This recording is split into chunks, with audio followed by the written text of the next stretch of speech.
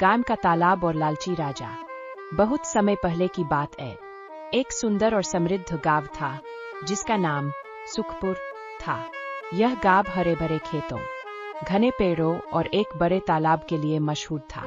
गांव के लोग खेतीबाड़ी और मछली पकड़कर अपना जीवन यापन करते थे। तालाब में ढेर सारी मछलियां थीं, जो गांव वालों के लिए भोजन और आजीविका का मुख्य स्रोत थीं। लेकिन गांव के सुख शांति में एक बड़ी समस्या थी। राजा विक्रमसेन, वह इस राज्य का राजा था, लेकिन बहुत लालची और स्वार्थी था।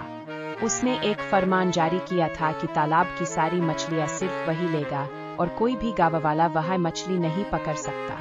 राजा के सैनिक हर हफ्ते तालाब से सारी मछलियां निकालकर राजमहल भेज देते थे और गांव वालों को कुछ भी नहीं मिलता था। राजा का अन्याय और गांव वालों की परेशानी। गांव वालों को बहुत गुस्सा आता, लेकिन वे कुछ कर नहीं सकते थे क्योंकि राजा बहुत शक्तिशाली था।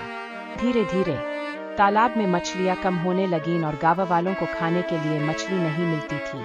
उनके बच्चे भूखे रहने लगे और पूरे गांव में दुख और निराशा छा गई। गांव के सबसे बुजुर्ग व्यक्ति दादा रामलाल ने एक दिन पंचायत बुलाई। सभी गांव वाले इकट्ठा हुए और अपने दुखों को व्यक्त करने लगे।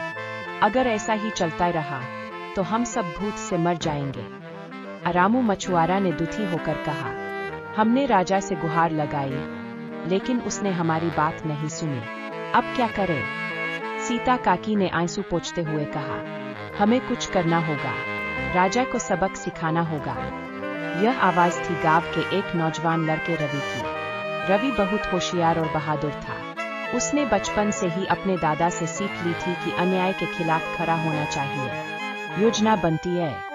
रवि ने सभी गांव वालों को एकत्र किया और कहा, राजा हमसे हमारी मछलियां छीन रहा है, लेकिन हम उसे रोक सकते हैं। हमें अपने तालाब को बचाने के लिए एक चालाकी से योजना बनानी होगी। गांव वालों ने पूछा, लेकिन हम राजा से कैसे जीत सकते हैं? उसके पास तो सैनिक भी है। रवि ने मुस्कुराकर कहा, अगर हम दिमाग से काम लें तो कोई भी ताकतवर आदमी हमें नहीं हरा सकता। फिर रवि ने अपनी योजना समझाई। गांव वाले तालाब में एक खास जादुई जड़ी बूटी डालेंगे, जिससे मछलियां थोड़े समय के लिए बेहोश हो जाएंगी और सतह पर तैरने लगेंगी। जब राजा के सैनिक मछलियां लेने आएंगे तो उन्हें लगेगा कि मछलियां मर चुकी हैं। राजा जब मरी हुई मछलियों के बारे में सुनेगा तो खुद जांचने आएगा और तब हम सब उसे सबक सिखाएंगे। योजना पर अमल। गांव वालों ने ठीक वैसा ही किया। उन्होंने जंगल से जड़ी बूटियां इकट्ठा की और डाक में उसे तालाब में डाल दिया। अगली सुबह जब राजा के सैनिक तालाब पर पहुंचे तो उन्होंने देखा कि पानी की सतह पर ढेर सारी मछलियां तैर रही थीं, मानो वे मर चुकी हों।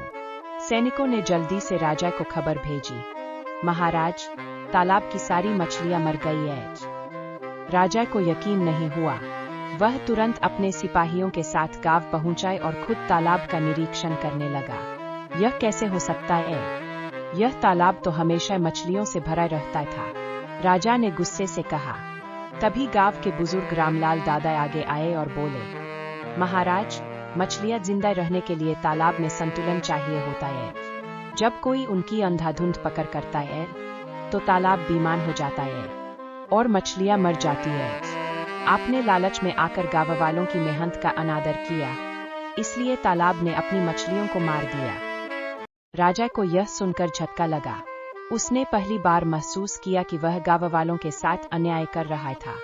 रवि आगे बढ़कर बोला, महाराज, अगर हम इस तालाब का सही उपयोग करें तो यह हमें हमेशा भोजन और जीवन देगा, लेकिन अगर हम इसे लूटते रहेंगे तो एक दिन यह पूरी तरह खत्म हो जाएगा। राजा को अपनी गलती का एहसास हो गया। उसने तुरंत अपना पुराना फरमान रद्द कर दिया और घोषणा की, आज से यह तालाब सभी गांव वालों का होगा। अब से कोई भी इसे अकेले हड़प नहीं सकेगा। मछलियां भी तभी पकड़ी जाएंगी जब उनकी संख्या पर्याप्त होगी, ताकि तालाब में संतुलन बना रहे। गांव में खुशी लौट आई। राजा के इस फैसले से गांव में खुशी छा गई। गांव वाले तालाब का ध्यान रखने लगे और जरूरत के अनुसार ही मछलियां पकड़ने लगे। धीरे धीरे तालाब में फिर से ढेर सारी मछलियां आ गईं और गांव में पहले जैसा सुख समृद्धि लौट आई। रवि गांव का हीरो बन गया और राजा ने उसे अपना सलाहकार बना लिया ताकि वह भविष्य में सही फैसले ले सके। इस तरह गाँव वालों की समझदारी और एकता ने उन्हें अन्याय से मुक्त किया और उनके तालाब को बचा लिया। सीख: लालच हमेशा विनाश की ओर ले जाता है, लेकिन समझदारी और एकता से किसी भी समस्या को हल किया जा सकता है।